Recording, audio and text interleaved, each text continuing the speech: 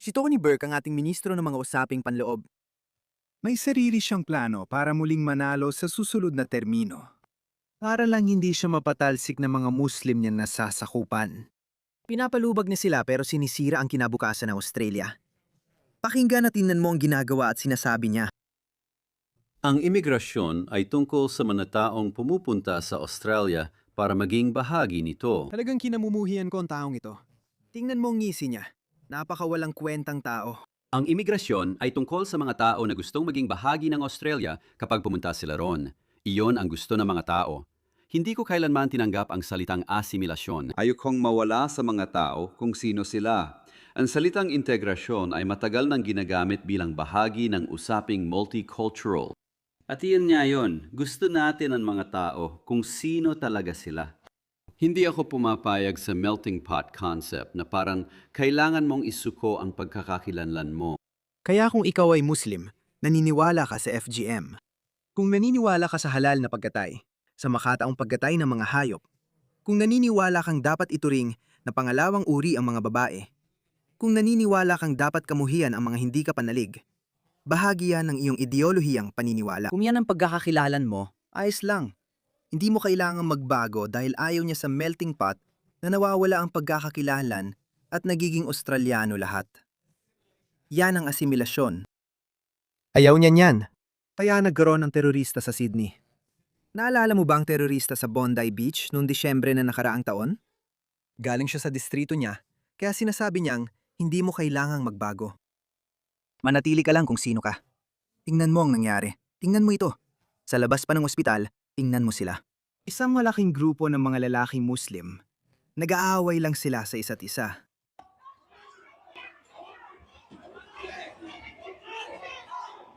Ano ba naman ito? Anong nangyayari? May natanggap tayong nakakabahalang video. Ito ay kinunan kahapon sa labas ng St. George Hospital. Nangyari ito mismo sa labas ng pasukan ng Emergency Department. Mukhang may gulo sa pagitan ng dalawang tao. Pero kung bibilangin mo lahat ng mga taong nakisali, aabot sa mahigit 20 katao ang sangkot sa pagtatalong ito ng dalawang tao na nagsisigawan at nagpapalitan ng salita, habang ang iba ay pilit silang pinipigilan at hinahadlangan na magkasuntukan. Mismong sa labas ng Emergency Department ng St. George Hospital, may pumapasok at lumalabas ng mga pasyente kasama ang kanilang may sakit na kamag-anak. Ayon sa pulisya ng New South Wales, naniniwala silang may namatay dahil sa biglaang karamdamang medikal. Ibang paraan ng pagluluksa nila. May kakamatay lang, kaya nagdesisyon silang mag-away na lang at magbagsakan ng suntok. Nagkaroon ng kaguluhan doon. Walang suntukan pero nakakatakot pa rin para sa mga naroon. Ang Ministro ng Kalusugan ng New South Wales, Brian Park. Sobrang galit ako dito. Paulit-ulit ko nang napanood ang video. Sobrang nadismaya ako, nakaka-stress talaga ang emergency department at kadalasan pumupunta ron ng mga tao sa pinakamasamang araw nila. Hindi nila dapat makita ang asal ng mga siga sa labas ng emergency department. Inasahan naming mahuli ng pulisya ng New South Wales ang mga tao at sampahan sila ng kaso dahil sa insidenteng ito. Hayaan mong ipakita ko sa iyo ang isa pang patok mula noong Marso ngayong taon. Tinatanggap ka namin kung sino ka man. Hindi mo kailangan mawala ang iyong pagkakakilanlan kung isa kang atrasadong, makaluma, primitibong tribal na barbaro. Ayos lang, tanggap ka ng Australia? Magandang gabi. Tatlong dinala sa ospital, isa na saksak matapos ang gulo sa isang family gathering sa Marylands. Imbes na pagbiriwang ng pagtatapos ng Ramadan, nauwi ito sa gulo dahil sa pagtatalo sa pagkain. Nag-away dahil sa pagkain.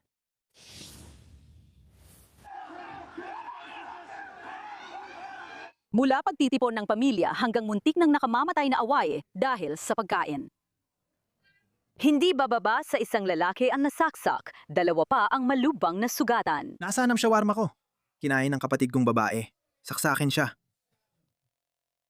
Sa tingin ko, may mga 20 lalaki na nagbabatuhan ng suntok sa isa't isa. Collage shawarma. Ayon sa mga saksi, ang rambol ay nagsimula. Uy habibi, nasaan ang shawarma ko? May mga hindi inanyayang bisita mula sa kanto na nagtipon sa bahay sa Mark Street, Marylands. Ilan sa kanila ay may armas. Pero may nakita ko mga bakal na pamalo, siguro martilyo. 3 tao ang dinala sa ospital. Isang lalaki ang may maraming saksak sa likod. Dalawa ang dinala sa Westmaid, isa sa Blacktown. Hindi makapagsalita sa kamera ang may-ari ng bahay. Sino ang pumunta rito at sino? Marunong po ako na Ingles, pakiusap. Pulis ang nagsara ng kalsada, may forensic team din, at may nagsabing hindi siya marunong mag-Ingles. Pakiusap.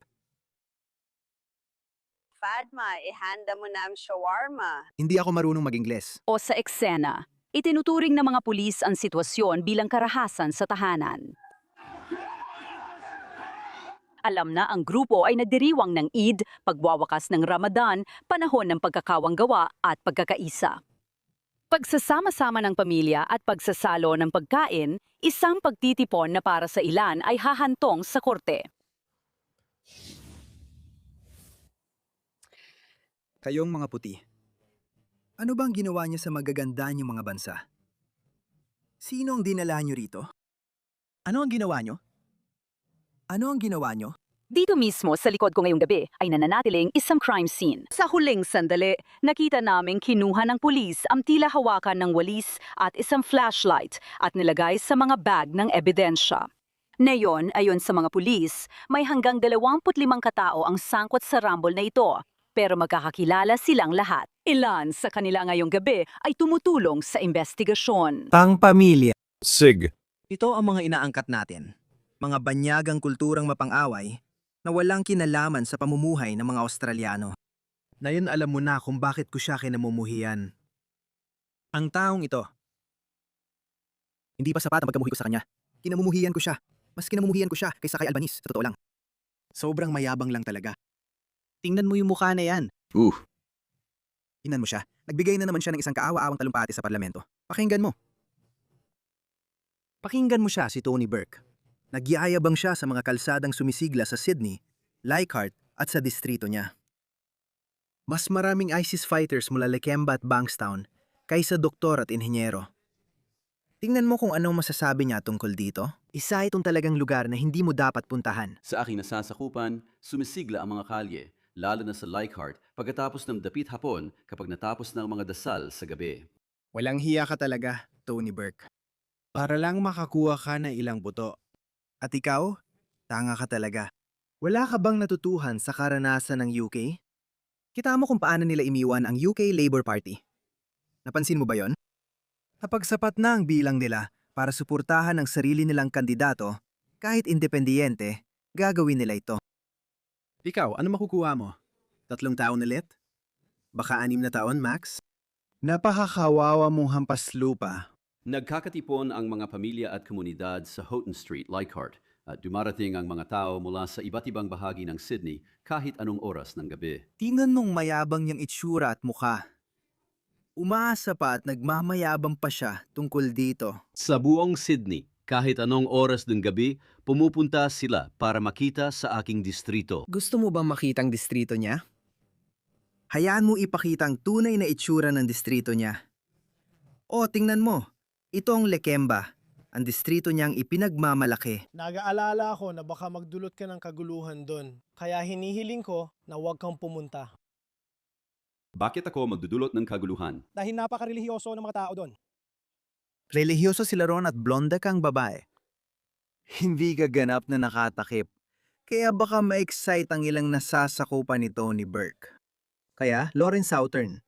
Lawrence Southern, yan ang pangalan niya. Hindi ka pwedeng pumunta doon, alam mo? Ako ba ang sani ng gulo o ang mga tao roon ang may kagagawan nito? Ang presensya mo, Ikaw? Ikaw, babae? Ang paghinga mo, ang magdudulot ng kaguluhan. Ang presensya mo, tingnan mo yan. Grabe nangyari ito halos 10 taon na ang nakalipas, mga pare. Dati ang ingay ko tungkol dito, pero wala namang nangyari. Ganun talaga. Nagbigay ka ng konti, kukunin nila lahat. dahil dito, naging ganito sila. Alam mo na. Maging nakakasakit. Oo, alam mo, kailangan mong maging nakakasakit. Oo, nandun ka. Ma-offend sila roon. Kaya kung pupunta ka doon ng ganyan at may gawin sila, oo. Ayokong akuin ang responsibilidad dyan. Nasa Australia tayo. Dapat ipatupad mo ang batas ng Australia. Dapat ipaglaban mo ang mga pagpapahalaga ng Australia. Nakikita mo kung paano pinagkanulo ng mga taong ito ang Australia at ang maliit na minorya. Bagamat 2% lang ang mga Muslim, Sa tingin ko ay tataas pa ito sa susunod na census na posibleng gawin na yung o sa susunod na buwan. Isipin mo ang mangyayari. Hindi mo na kailangan mag-imagine. Tingnan mo lang ang UK. Hindi ko madalas sabing traidor, pero ang mga taong ito ay higit pa roon dahil ang traidor ay maaring ideolohikal lang. Hindi rin ideolog ang mga taong ito. Si Tony Burke ay nag-aalala lang sa susunod na 3 taon. Yun lang yon. Gusto niyang bumuto sila para sa kanya.